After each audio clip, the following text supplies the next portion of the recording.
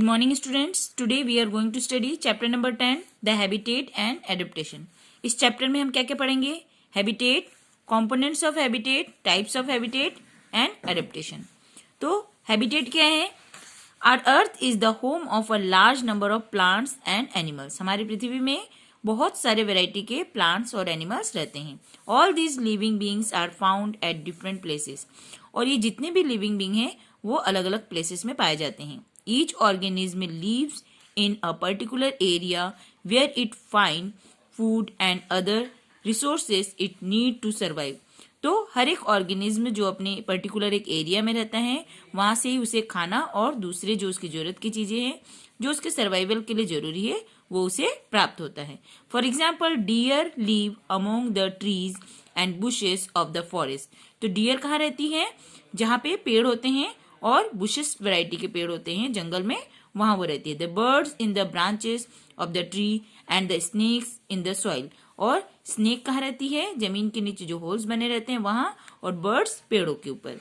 The area where an organism lives become habitat of the organism.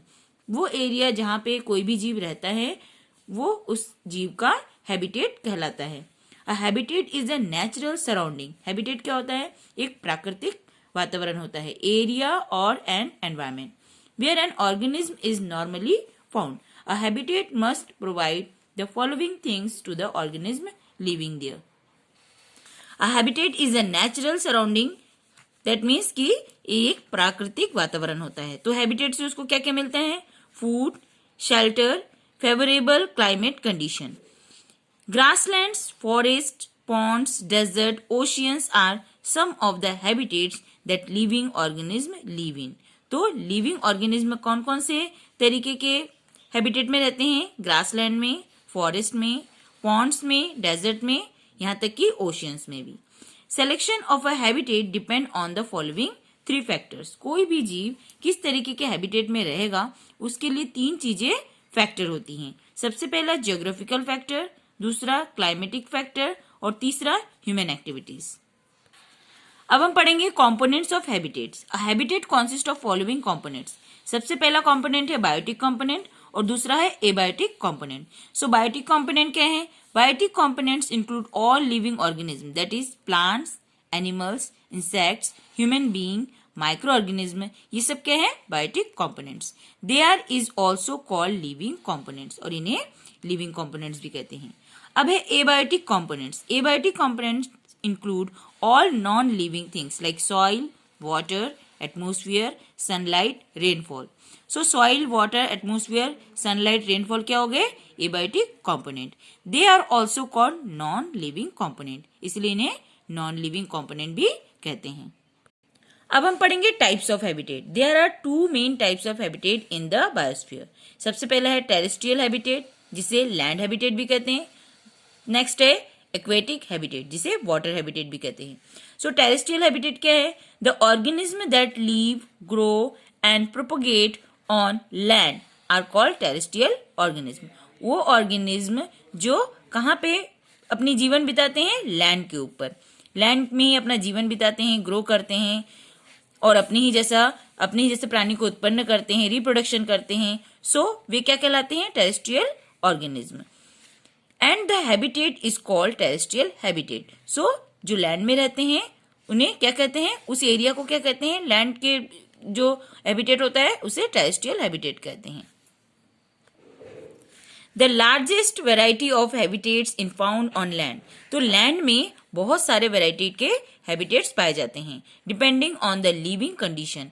Terrestrial habitats are of many types. Terrestrial habitat जो है वो अलग अलग तरीके के होते हैं, बहुत प्रकार के पाए जाते हैं.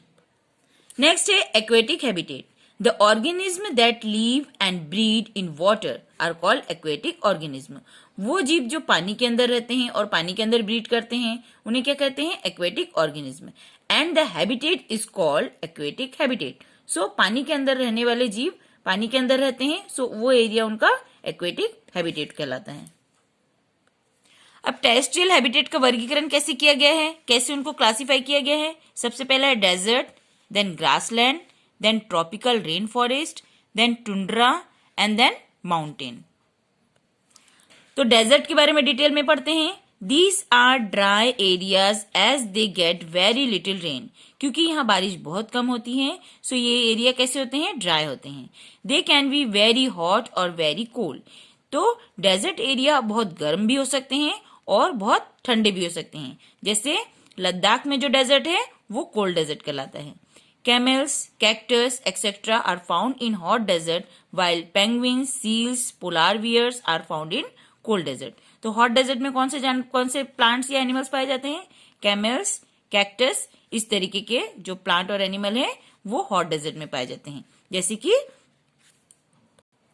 राजस्थान के डेजर्ट में। और दूसरा पेंगुइन, सील्स, पोलार बियर्स, ये कोल्ड डेजर्ट में पाए जाते हैं, जैसे जो स्विट्जरलैंड है वहां के एरिया में जो डेजर्ट होंगे या लद्दाख में जो डेजर्ट है वहां पे। नेक्स्ट है grassland.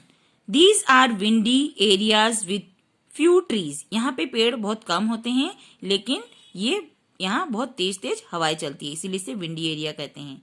Grasses, zebras, deer are commonly found here, तो यहाँ पे घास बहुत होते हैं। यहाँ जानवर कौन से पाए जाते हैं? जेब्रा और डियर। नेक्स्ट है tropical rain forest. These are warm and wet area, ये बहुत ही गर्म और साथ ही बहुत ही ज्यादा मॉइस्चर वाले एरियाज होते हैं। They get plenty of rain throughout the year, यहाँ साल भर बहुत ज्यादा बारिश होती है। These are generally close to the equator, ये जो क्षेत्र होते हैं वो इक्वेटर के आसपास के ही होते हैं। Tall variety of trees, creepers, monkeys, lions, tigers, snake are main organism of this area. तो यहाँ कौन कौन से जीव पाए जाते हैं? जैसे स्नेक, टाइगर, लायन, मंकी, और पेड़ लंबे लंबे पेड़ होते हैं एंड क्रीपर्स भी होते हैं। नेक्स्ट है tundra. These are very cold and dry areas, ये बहुत ही ज्यादा ठंडे और ड्राई होते हैं। Vegetation is scanty, different types of grasses, polar bear, reindeer are commonly found here, तो अलग अलग तरीके के घास, पोलार बियर और रेनडियर यहाँ पाए जाते हैं। नेक्स्ट है mountain. These are rocky, cold and windy areas, ये बहुत ही ज्यादा रॉकी, दैट मीन्स पथरीले होते हैं और साथ ही साथ विंडी एरियाज होते हैं।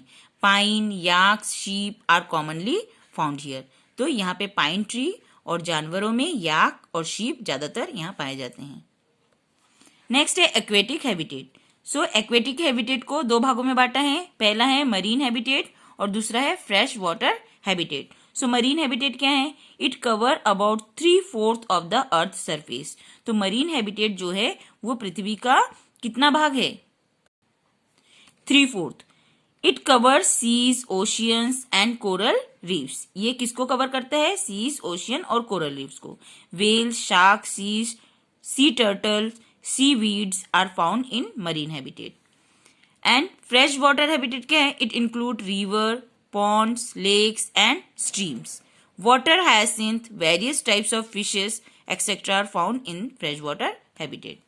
तो हैबिटेट चैप्टर में हमने टेरेस्ट्रियल हैबिटेट और एक्वेटिक हैबिटेट के बारे में पढ़ लिया है। अब इसके आगे का जो पार्ट है वो हम नेक्स्ट पीरियड में पढ़ेंगे।